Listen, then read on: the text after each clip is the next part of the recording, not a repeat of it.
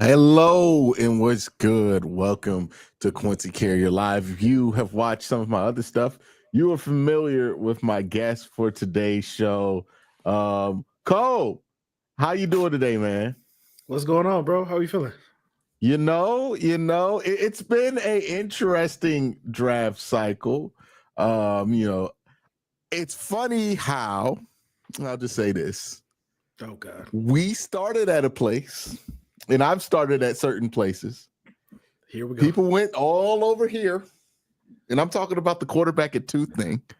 And now we finally back here, right? Back where I was to begin this whole thing. And it's interesting. Look, I've been shouting against quarterback at two for a very long time.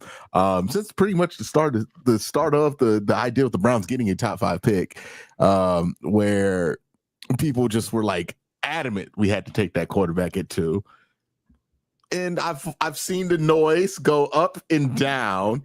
It seems like we are getting to that point of draft, and this happened. If you remember, like in 2022, it happened where it's like, oh, Kenny Pickett, Malik Willis, both top five picks. I promise they're going to go top five, and then we get to the draft, and there's a significant fall off of even that. But even before that, we start to see the drop of Kenny Pickett and everybody else in that class. Because like there was a point where people talking about Desmond Ridder going in the first round in that draft cycle, right? I prefer not to relive that. Actually, prefer not to relive that. But Desperate times. This is the point, right? Pro days are about to end. We're starting to hear the big boards, right, catch up, but it's really just okay. The process is up. This is what people think. Right? Like people have looked at the tape, people have looked at stuff. We know now that it seems very likely the Tennessee Titans are taking Cam Ward. I don't think there is any debate in that reality. When they canceled their visits with Shador. Hey, can we talk about that really fast? Can we talk about that really fast? Yes. When people were like the spin people were putting on that. We loved him. We love what we saw at his pro day so much. We're just gonna go ahead and cancel his private workout. We don't need to see anymore, right? Like, but we love what we saw. We loved what we saw. Can we also talk about the other element of this, right? And I don't even think it's like, oh, we were scared off by what we saw. Ain't it like I've been talking about this a lot? The smoke and mirrors around Shador Sanders is gonna scare people off. Because why is it everybody has to bring them both in? Like this is the only team that's like, hey, we had to cancel our meetings with both of these guys, right? Like if Shador has gone on any individual meetings, I'm not that aware of them, but it does seem like Shador is always being packaged with Travis Hunter, which like is a brilliant idea from like Deion's side. But I do wonder, I'm like, that is curious that they make that happen. And I don't see enough people like speculating on that part of it. Cause I'm like, that's interesting that they've packaged them together like this. You know why I think they've packaged them together? Why you think that is? You think they're trying to make teams draft them both? Well, probably that could be part of it, but also because, one of them is definitely a top 3 pick in the NFL draft. And the kitty is gone. One like I was saying, one of them is definitely a top 3 pick in the NFL draft, and the other not so much. Not so much. This goes back to my original thing, because again, it's hard to talk about the Sanders stuff without getting sucked into the larger void that is the pro and anti-Sanders argument that goes on for a lot of different reasons. Like there's just a lot of different diasporas you could be pulled into in this argument. And like I've always made the point, I'm like, Deion, a lot of the reason he went so hard after getting Travis was because he knew that Shador would benefit from it, right? Like, because when Travis wins that Heisman, we're talking about Travis and Deion. Look at what Travis and Shador are doing, right? And they've constantly messaged these guys as a pair. Not because they're going to get drafted together, right? But because they're trying to make you associate what Travis Hunter has done with Shedeur. And there's a point to where Shedeur does deserve some of that association. But also, it wasn't like we were like, yeah, man, Devonta Smith and Mac Jones, they're on visits together, right? Like that wasn't happening with nobody. But it's like, no, you got to bring him along with me. And it's like, hey, is Travis Hunter at some point down the line trying to work it so that he can get a homeboy hire? You know, like maybe not right now, but like let's say in 3-4 years, Travis Hunter is that guy on both sides of the ball, and you don't have a quarterback. And he's like, I know somebody who could play. And he's a wide receiver. Does not sound like the most Cleveland Brown thing ever. Just have Travis Hunter decide who our quarterback's going to be at some point. The only thing I'll say is like, hey man, if Miles couldn't do it, I doubt Travis will be able to get to that point. Because Miles is the one guy I'm like, I feel like if the Browns weren't owned by like Jimmy, and Jimmy wasn't as determined to follow this plan as he is now, there would have been a strong chance Miles could have picked a quarterback to end this whole contract thing. But yeah, it does seem like I do wonder if like Shedeur's going to try to pop up if his first day doesn't work out wherever Travis does. But that is a thing, and I've been saying this the whole time with Shedeur. I'm like, I get why they're doing this, but I think they're doing him a disservice at this point, because every time you get to look at Shedeur, it's through an angle, right? I called it. It's like looking at Bigfoot, because every time you see an image of Bigfoot, it's always obscured or the image quality is really like off, and you don't really get like a clear, just normal image of it, right? Because they're trying to make you not pay attention to certain details. And they just obscure so much of the image of Shedeur. He's not going to run at the combine. He's not going to measure it and do this stuff. And he's only going to work out when he has Travis Hunter. And it just, if I were a GM, I'd be like, yo, why are they always trying to show me this guy through a funhouse mirror? I think that's kind of what you're seeing happening too when people talk about him. Even when you hear, like, you listen to Dion talk about where he's going to go in the draft. Have you paid attention to how drastically it has shifted? Have you paid attention to that? I have been aware of it because like people were saying all kind of like stuff about it throughout the whole process with Dion and Shedeur, where it's like, oh, Dion's not going to let certain people draft him. Then it became, no, Dion wants him to go this and that. And now it's like what Dion says the New York Giants are going to be and it just all gives off the impression that he don't know where that kid gonna go.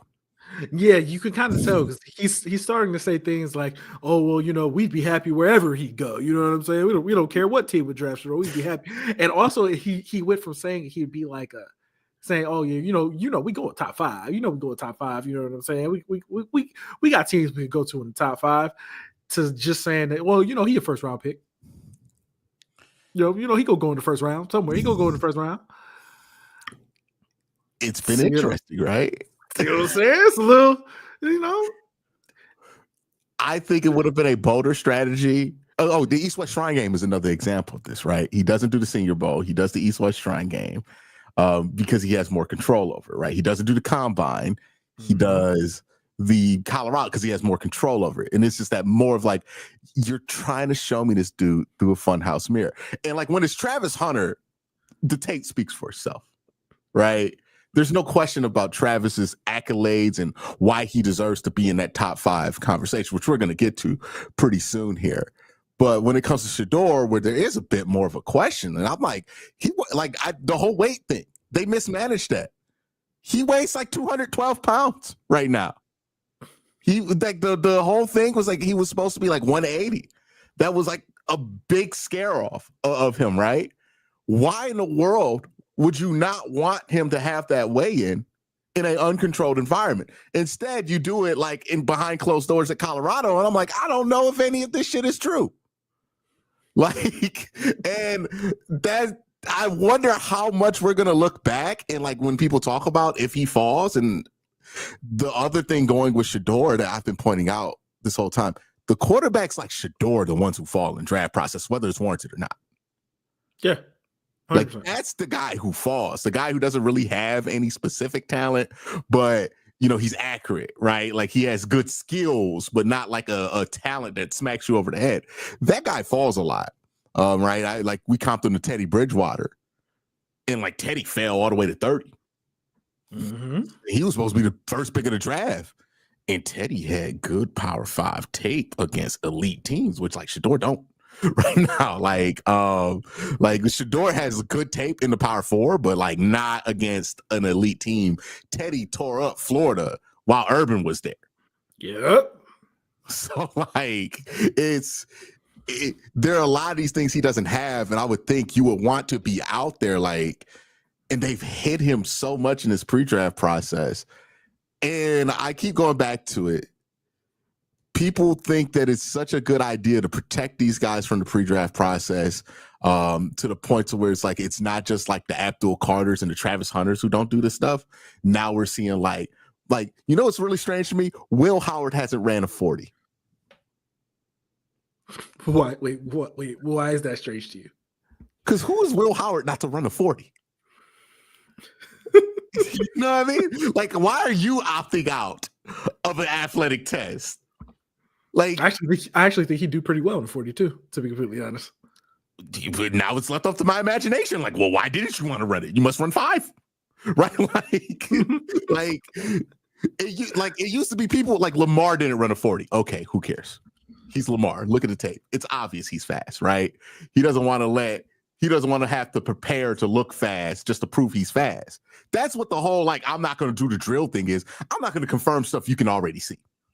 That's the whole philosophy behind, like, why people do drills, why some people have to do drills, don't have to do drills. You're not supposed to not do drills about questions that people have about you, though.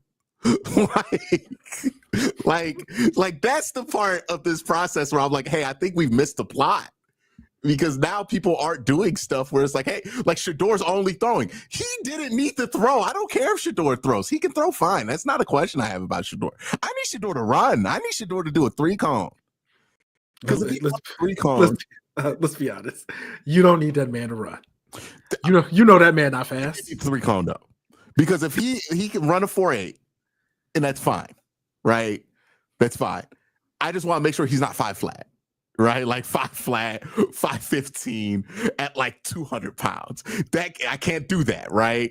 And if it's that bad, then it's that bad. You don't run the 40. But he did need to run a 3-cone. And the reason I'm saying he needs to run a 3-cone is you can get away with a slow 40 if you're quick. Because Pat Mahomes runs 4.84. Yep. His 3-cone's 4.63 though. Fastest 4.84 I've ever seen in my life. You know why? His 3-cone's 4.63. Right, so he's much more agile. He can start and stop and get to that 4.8 fast. If Shedeur's whole point is I'm quick, you need to prove that he didn't do any of those drills. I understand that the whole pre-draft process, we've heard all the silly stories, and it can get ridiculous, right? People asking Dez Bryant, "What your mama do for a living?" is completely inappropriate.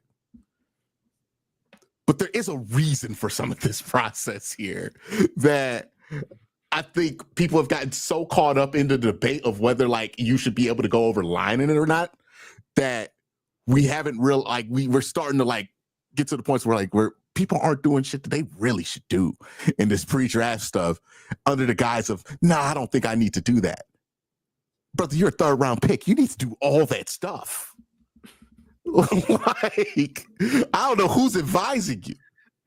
Like, that's the thing. There's too many guys who are going to go 3rd, 2nd, and late 1st that are acting like top 5 picks now.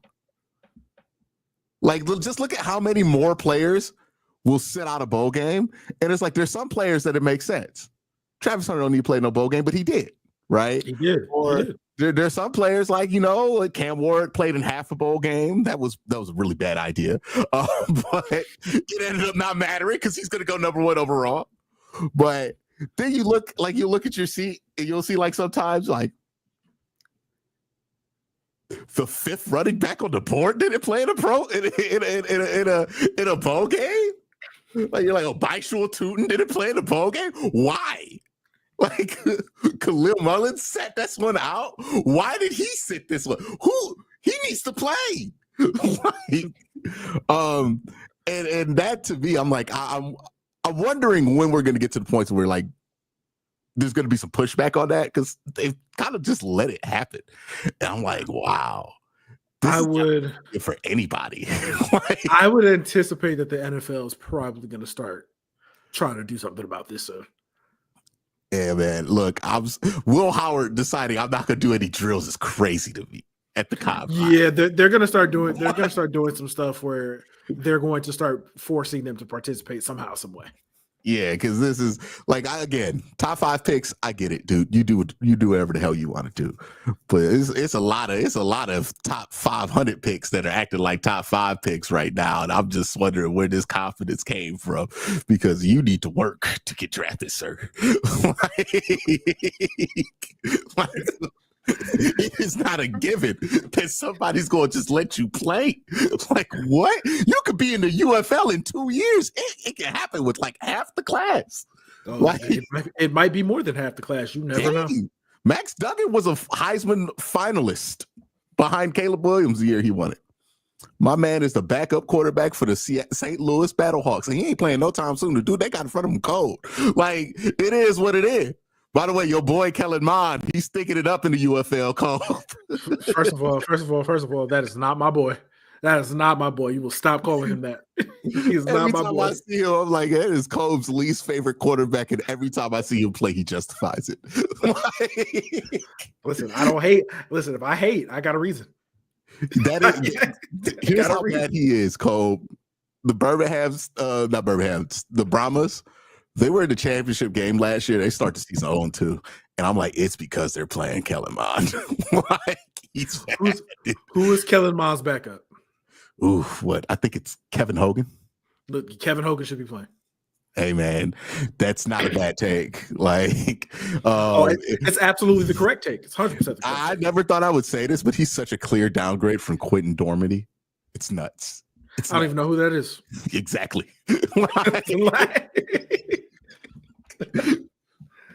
But let's talk about number 2 overall pick. Travis Hunter, Abdul Carter is what people are kind of like circling in on. I have made this point, and I will stick my flag clearly in the ground. I am not about to debate about this. I was just about to try to bait you into a debate too. I was about to bait you into a debate. About this. I love both prospects. Honestly, I start talking about Abdul Carter. I could talk for a fucking day about Abdul Carter. You get me going about Travis Hunter, I go for day 2. So like, I have no negative thoughts about what they do at 2.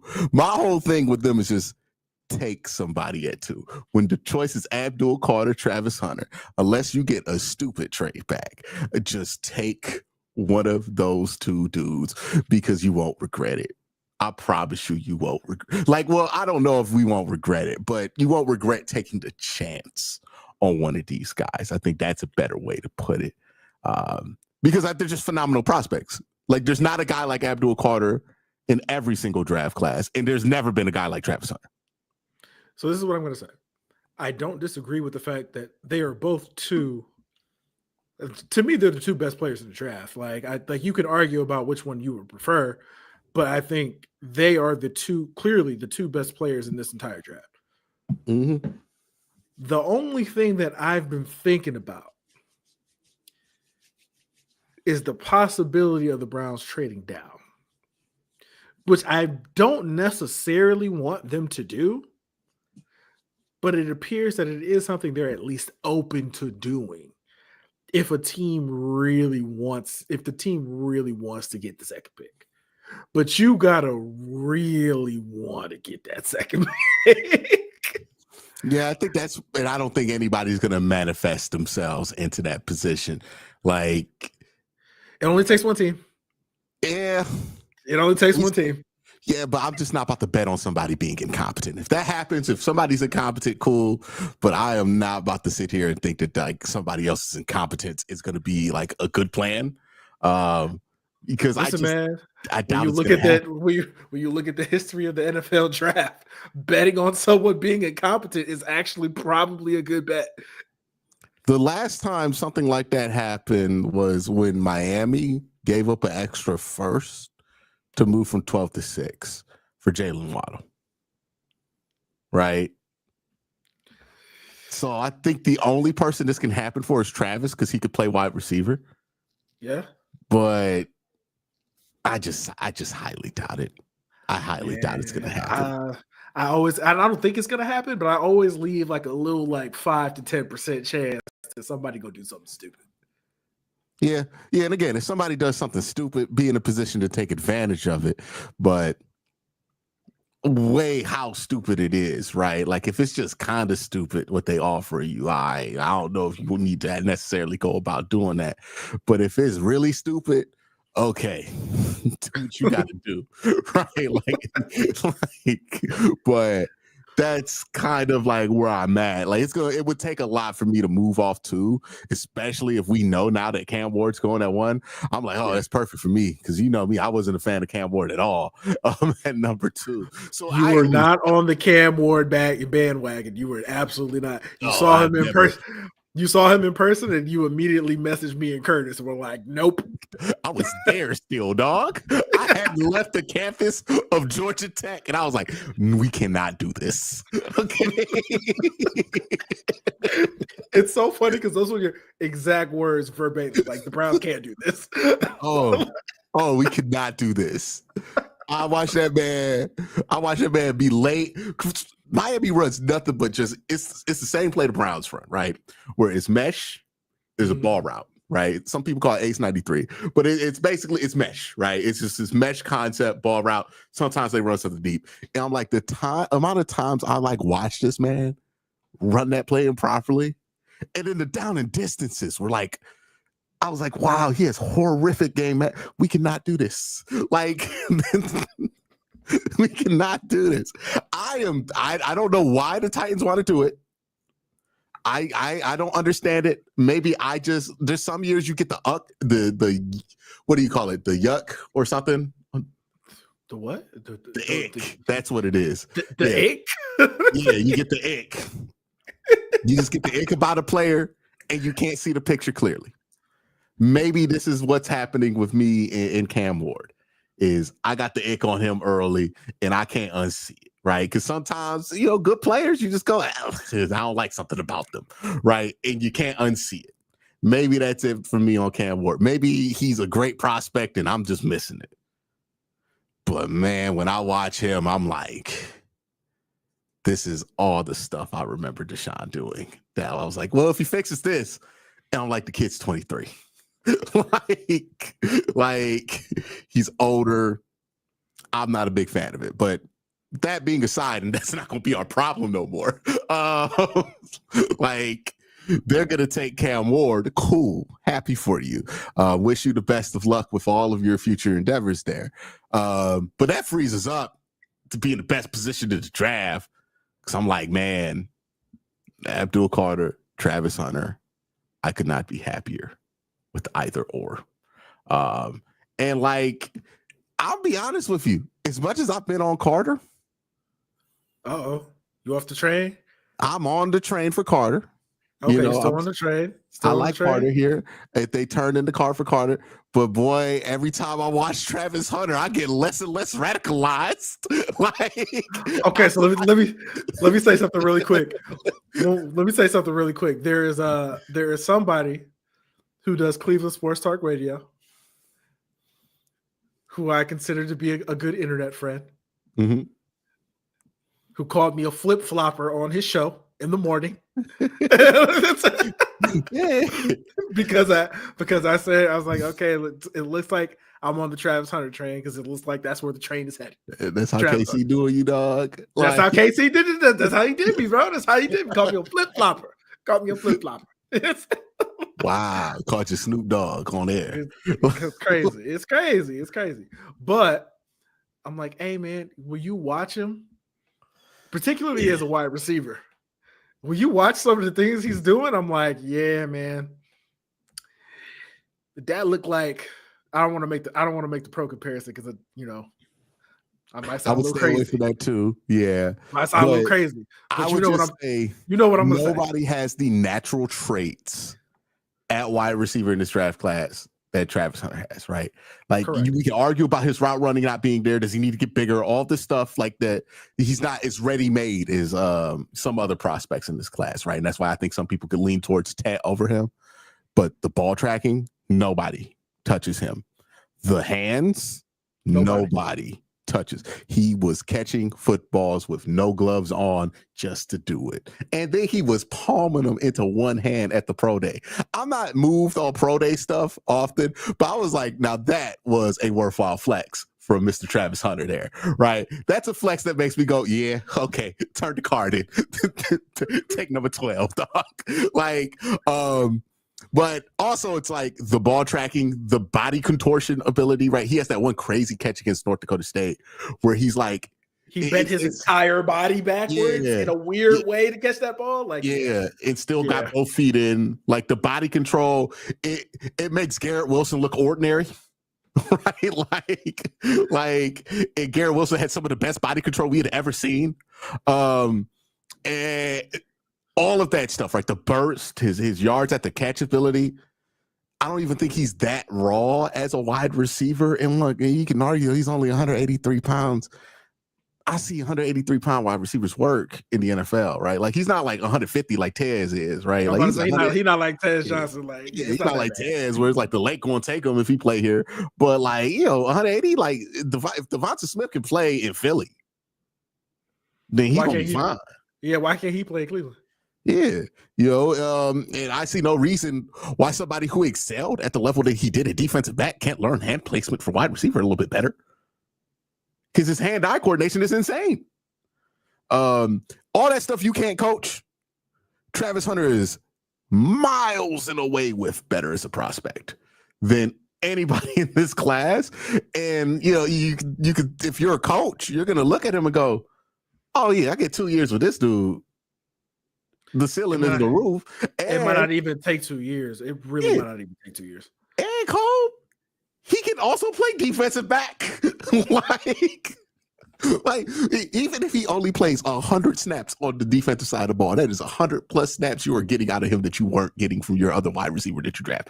You ain't getting 100 snaps with Ted at DB. Like if he gets one interception, that is insane value.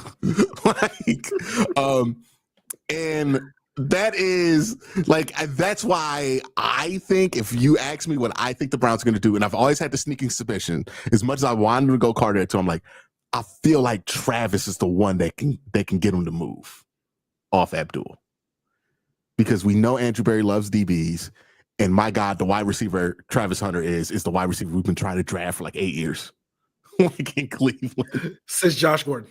Yeah, we've been trying to draft him, right? Like where it's like, well, specifically the type that Andrew Berry and Kevin look for. Mm-hmm. Like these smaller guys, but like super quick, can work the West Coast offense, can be on time, really good hand-eye coordination. This is the stuff that they look for. And I'm like, I just don't, and if they see any value on that other side of the ball for Travis, other than the wide receiver, then I don't see how they don't think it's a no-brainer, Because if you feel like you're getting a guy who could be a number one wide receiver and the number one wide receiver in this draft class, and then he can also play a little bit of DB, and let's be real, he can do more than play just a little bit of DB. He's the best defensive back in this draft class too. Yes, he is. He is. If once the Browns admitted that they saw the value in him at wide receiver, I'm like, oh, it might be a no-brainer Travis at 2 for them. Like they might turn that card in immediately. Because if you see that value in him, there's no non-quarterback that could touch him if you think you could use him on both sides, as far as like the value for that pick goes. Even if you think Abdul Carter is going to be Von Miller, if you think this guy can be Stephon Diggs or like a number one wide receiver and then useful on defense, it ain't going to touch. Like it just ain't gonna touch what you could do there. And the Browns have 3 different holes on this team, right? They need somebody to play edge opposite of Miles. Yep. They need a quarterback. Mm-hmm. They need another wide receiver. Absolutely need another wide receiver. Number 2 overall pick. They're going to answer one of these questions, right? We know they got the Kirk Cousins thing in the stove there. They could always go back to Za'Darius. right? Or just give Isaiah McGuire a chance. He was pretty good last year. I was about to say, I was like, if you're gonna do anything, give Isaiah McGuire a chance to show he can be the guy. But wide receiver wise, might be Travis. And that would make sense. Very, very, very interesting. I think Todd Trott says Steve Smith said that Travis Hunter could be something special if he focuses on becoming a master of the wide receiver class. And it's interesting that we're just now getting to this, but like we talk so much about what he could be if he focuses on DB that I'm like, hey man, I don't think we talk about what he's done as a wide receiver. Biletnikoff winner. He looked like he learned the position, right? Like he's scratching the surface on what he could do. In the same way that Abdul is very much scratching the surface on what he could do at edge. And Abdul is the best defensive player in college football. You could argue that Travis was the best offensive player in college football. Then might have been the second best defensive player in college football. And he's so raw at wide receiver that you're like, oh man, if he just focuses on that side for like a year, what could he be? I don't want to get into what he could be. I don't even want to get into who he could be. Yeah, and I know people, the issue with that, right? People have some folks that don't have trust in the Browns wide receiver coach. But like to Chad O'Shea's credit, Amari Cooper got here and got better. Jerry Jeudy got here and got better. Best season of his career by far. Yeah. I don't think the wide receiver issues have had a lot to do with what we've seen in the wide receiver role and who's coaching it. But it's been an interesting ride. But ladies and gentlemen, I like to welcome Cove, not just to this show, but I'd like to welcome Cove to a little place we call Milroe Island. Naysayer Nation. Let's go. Clap it up for Cove, y'all. Clap it up for Cove. Oh man, I don't think the people understand how long of a war I've been fighting to get Cove over here and how hopeless that looked at times, right? I made this argument online in the pod. I even made this argument to Cove himself in the flesh multiple times, right? And he wasn't feeling it. Actually, it went to the point when Jalen Milroe struggled. I got tweeted by not only people who hate watch me, but Cove too.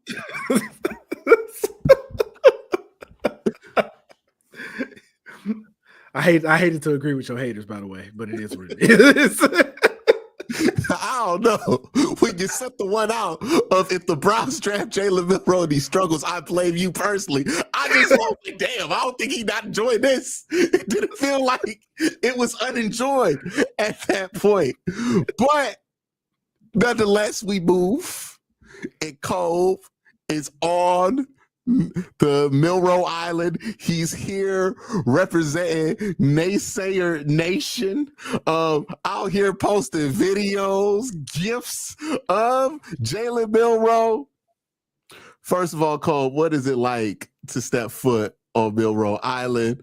How do you enjoy your transition here? And look, man, I'm gonna hide this video from Ken Carvin, so you gotta gonna talk about you. Okay. Yeah, we don't need to have another reason to take a shot at me.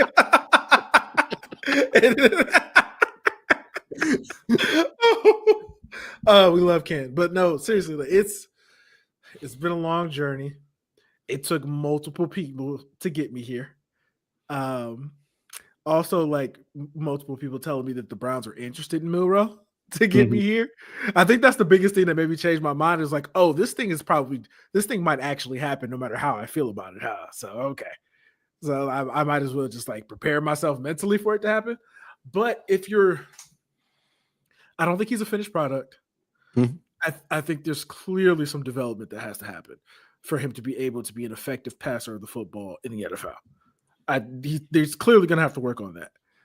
But if we're talking upside, if we're talking potential, what he could be as someone has put to me multiple times, we're talking about what he could be if it all breaks right. He is the kind of quarterback that you take a swing on outside of the first round. He is and this is not to say of what he is as a prospect, right? I want to make this distinction clear. But he is the one guy in this class I have seen versus elite college football competition make it so that teams can't do nothing with him, right? Like, he can dominate a game with his athletic ability against elite teams in a way that no other prospect was able to demonstrate with their elite trait, right? Like, as much as Cam Ward can dazzle you with incredible throws, he would throw bad decisions frequently enough to where those games will remain competitive, right? Shador would be very impressive in some of the throws he can make, but it never got to the point to where Shador himself was just dominating an opponent. He had some really strong performances, but it never got to that point. There are multiple games where you look at Jalen Milroe and you watch him and you can just see everybody on LSU or Georgia's defense go, there's nothing we can do. Like, he's also the fastest player on the field, which is crazy. Like, that's the one thing about him that's different from the rest of the quarterbacks in this class. He runs 4.39, and like, I swear to you, he runs faster than that on tape. The way he just blows by some of these teams. And here's what I'll say is Milroe's a passer. Does he need development? Absolutely. Right? He is not accurate enough to be successful in the NFL. But shout out to our guy, Corey Kennan. He did the Weighted on Target project, right? Mm-hmm. And he recently published what he found about these guys when they're throwing against Power 4 opponents this season. Jalen Milroe was at like 60. Cam Ward went down to like 61. Jackson Dart, I think, was around that same territory. I think he actually dropped under 50 when you took out his like. He was under 50.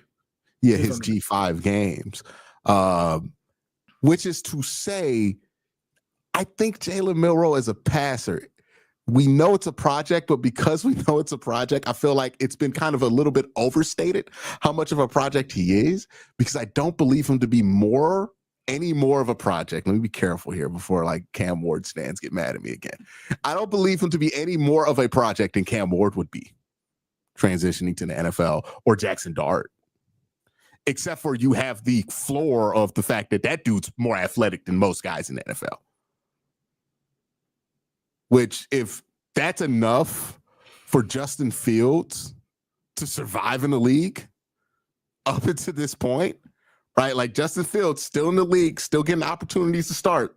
Why? He's a tremendous athlete. And that's where the game's going. And I would also like to make this point about where the league's going and how it's been obvious this is where the league was going to end up. But every level of football, what's the floor for a quarterback? When you're in high school, right? Who plays quarterback in high school more often than not? The guy who can run the ball. Because it provides a very high floor for a quarterback, right? Like, oh yeah, push, cut, to shove, you could just run with it. They figured that out in high school football. College football did things a certain way. Then eventually, Vince Young comes around. Mike Vick comes around, right? Well before Vince Young.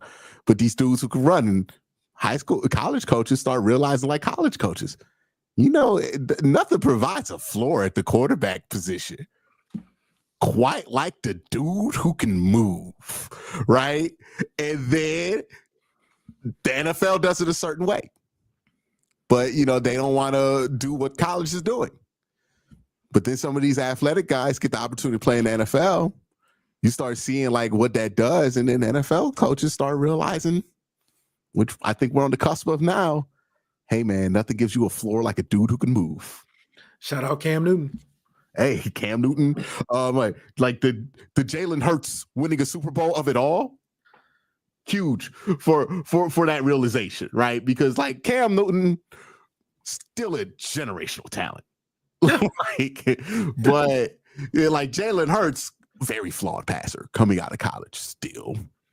Like, he got benched in college because he wasn't a good enough pure passer in Nick Saban's eyes. He's had the better pro career. Listen, it is what it is. It is what it is.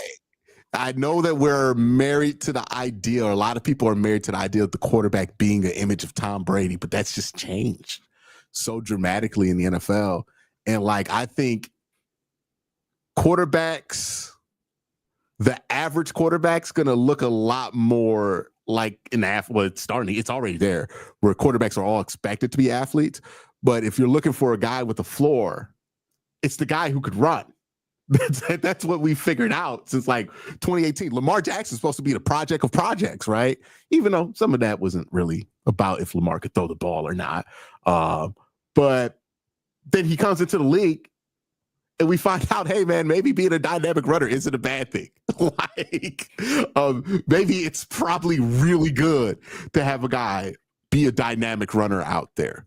Now there hasn't every athletic. You know who everybody loves? You know who everybody loves? Who just won MVP this year? Yeah, Josh Allen. Mm-hmm. What can he do? He can move. And you know when Josh Allen started to look like Josh Allen? When they started running RPOs, right? Like, shout out to Bomani Jones, because he says once they realized it was Jaheim Allen back there, it started looking different. But yeah, that's what we're saying. Now, there is this argument that I see whenever we bring up Jalen Milroe that I do want to talk about. Because whenever I bring up Jalen Milroe, I get replies from people who say, how do we say Kevin needs to get his own quarterback?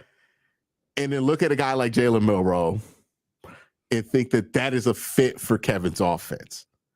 Now, I have my own reasons for why I think he is a fit for Kevin's offense, but I can understand if you're not digging deep into this, how you can look at Jalen Milroe, see what he did in college, and think to yourself, there's a huge disconnect between him and Kevin Stefanski. Especially if you look at the year when Tommy Rees was his offensive coordinator. And they were the only team in college football that gave Michigan a run in a game. Yeah. Yeah.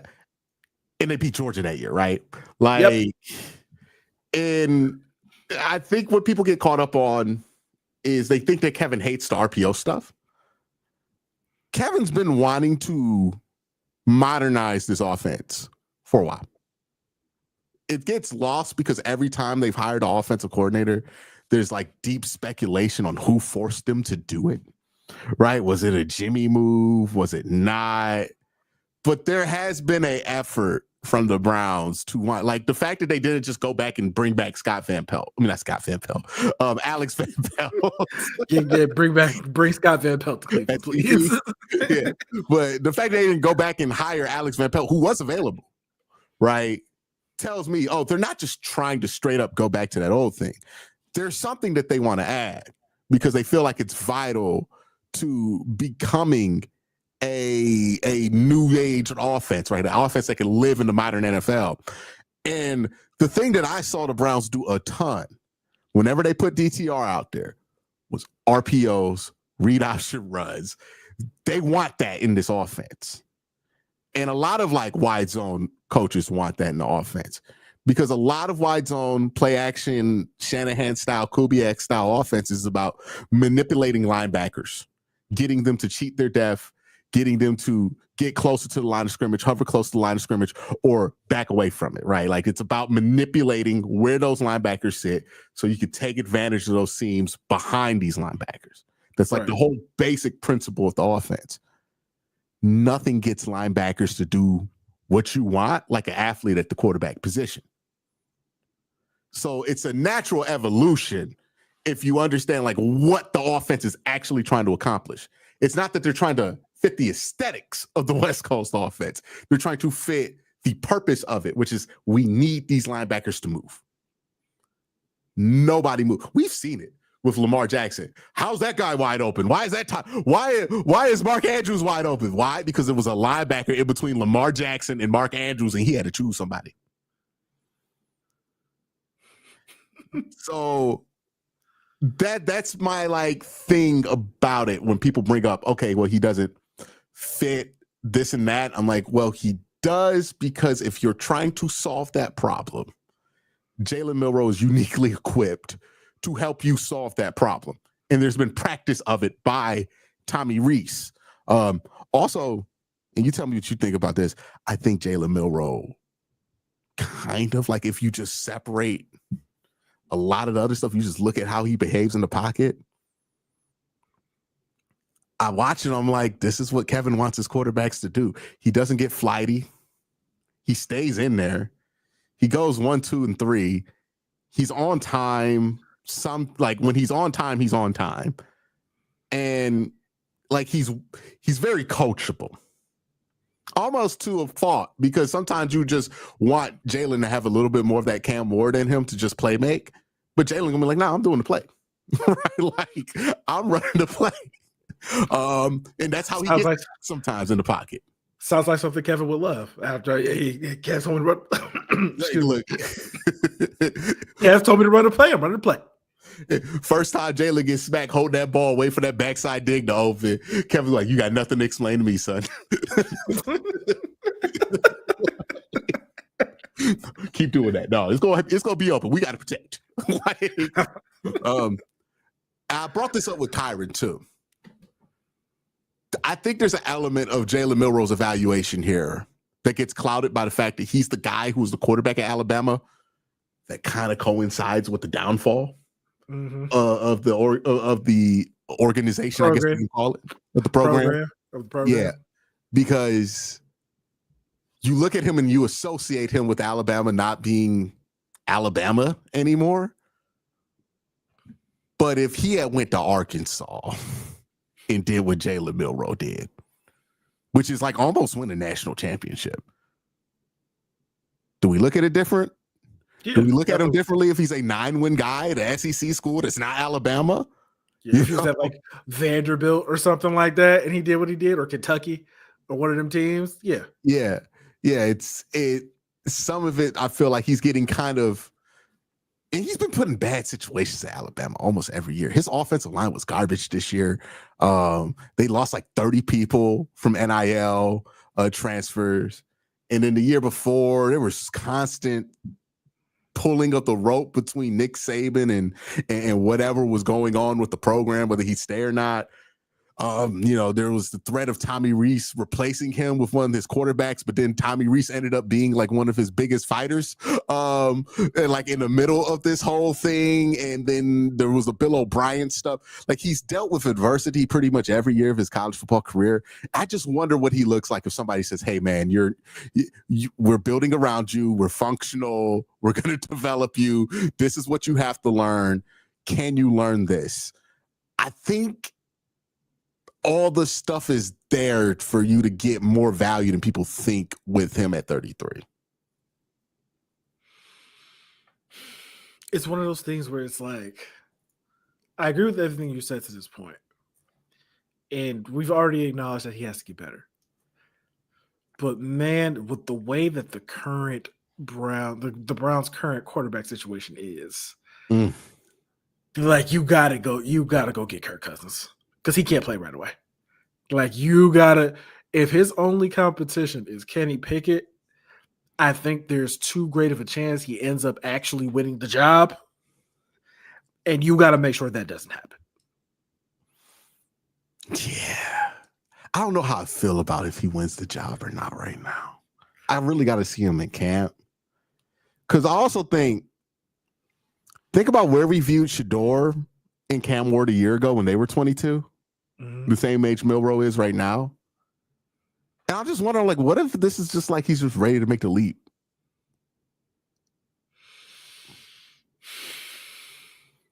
That's too optimistic for me. Yeah. I did not start here, right? But I do watch him, and I'm like, well, his mechanics have gotten better. His processing and his pocket awareness aren't bad. I mean, if he just gets a little bit more accurate, he probably wins the Heisman or comes close to it. I mean, like if he makes like 4 more passes during the college football season, where do we view Jalen Milroe, right? Like if he makes one of those passes versus Tennessee, if he makes 2 of these passes versus Oklahoma, and I do wonder, I'm like, he looks like a guy who could have easily made a leap. And we were like, oh, yeah, you could play him right away because he can run while he learns to live with whatever he has. Or also, Cole, the reverse could happen. What if you do bring in Kirk Cousins and then you play Jalen Milroe? It is kind of like when we had to leave Nick Chubb on the bench. Where we brought in Carlos Hyde, and was like, we're going to let Nick Chubb develop. And then Nick Chubb got in 3 carries, 200 yards, right? And 2 touchdowns. And it's like, well, you got to play him. Great problem to have. Great problem to have. Well, yeah. Somebody asked, would Milroe go past the Steelers? I can't see them taking a quarterback at 20. Well, let me not say that. If Aaron Rodgers signs before the draft, I can't see them picking a quarterback at 21. I can't see them doing it. Yeah, I wonder what they want to do. Because they don't have a second-round pick. They don't. If he doesn't sign before the draft, then, never mind. I'm praying they draft Jackson Dart. I am too. I want them to do that. I want them to do that. But if I know the Steelers, how I think I know the Steelers, they're going to get like a good defensive player. Yeah, defensive player. Yeah, or they're going to like take Luther Burden. Because I was thinking they would take a wide receiver because I thought they would take Emeka Ibuka because like they love Ohio State players and that just makes sense for the Steelers. But since they traded for DK, 21 feels like whoever the best defensive player is that's there that falls to them, that's who they're taking. Q, did we go back to a play action under center offense? I don't think they're going to be under center as much as people think. The Browns were never really that much under center, though. Even when Joe Flacco was here, he was taking a lot of snaps out the gun. And then Tommy Reese is also here. They're gonna play out the spread. Like if you watch, I would recommend people go back and watch some of what Alabama did in the late part of that 2023 season to understand what Kevin likes to do looks like in spread. Right? Like it exists. You could do it out of shotgun. A lot of guys have. Sean McVay has done this, right? You look at all the not West Coast guys, they're mainly running out of shotgun. But Mary Kay advocates for taking Shador and another QB later in the draft. What? Hey man, shout out to Mary Kay, but I don't know I don't know what's going on right now with. So hold on, I kind of want to talk about this because she's not the only one who suggested this that they take 2 quarterbacks in this draft. If you're taking Milroe high-ish, you know what I'm saying? If you want to take him high-ish, he's going to be a project, right? Like he's probably not going to put. The plan for him should be him not playing his first year, in my opinion. Unless the season is lost. Unless the season is lost, and then you throw him out there towards the end. You want to have him sit for at least 2 months. Yeah. And then you figure it if they're winning games, then he's not going to play. And if they're not winning games, then you throw him out there and see what he can do. But I do think that if they want to take another quarterback day 3 and bring him in, I don't necessarily think that's the worst idea in the world. If you take Shador, like if they trade up for taking Shador, they take Shador, then drafting another quarterback is out of the question to me. But if you take Milroe outside of the first round, and then on day 3 you want to take another guy, maybe Tyler Shuck, you know what I'm saying, just to see, I think that's okay. But it has to be a day 3 guy. It has to be a day 3 guy. Bradley brings up a great point about this, though. I don't think the quarterback class is that good. I don't even. And why would I take 2 quarterbacks in a class that I don't think is very strong? Like, and the Browns don't either. They spent a fifth on Kenny Pickett. I think that tells you everything they need to know. You need to know about what they think about that day 3 quarterback market, which is they aren't high on it at all, right? They said Kenny Pickett was worth it. I mean, better than DTR. Look, that tells me they don't think they could guarantee they get better than DTR in the 5th round of this draft. And yeah, probably right. Like, probably right. But yeah, like maybe if Will Howard's there, like 4th, 5th round, I doubt it though, right? Like I feel like the Raiders are going to draft him, but yeah, I don't know. I think that point does hold a lot of credence to me. It's like if this quarterback class is not good, why are we taking 2 quarterbacks from it? I do wonder where Tyler Shuck actually goes in the draft. I am so off with the Tyler Shuck trade. I'm like fascinated. I'm fascinated by where he would go in the draft. I really am. We got to head out here. But the last thing I'll say about the whole Tyler Shuck thing, I was there at Mobile where he supposedly lit it up. I don't know what these people are talking about. Okay. The fireworks show must have been on a different football field. Because every time I read a report, he lit it up at Mobile. Like, were you people there?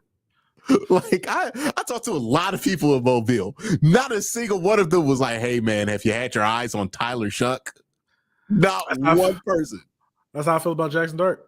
That's how people was talking about Seth Hennigan. Like, more people were talking about Seth Hennigan than him. I heard a couple of oohs after Dylan Gabriel threw a pass. I hear nothing about no Tyler Shuck. Okay.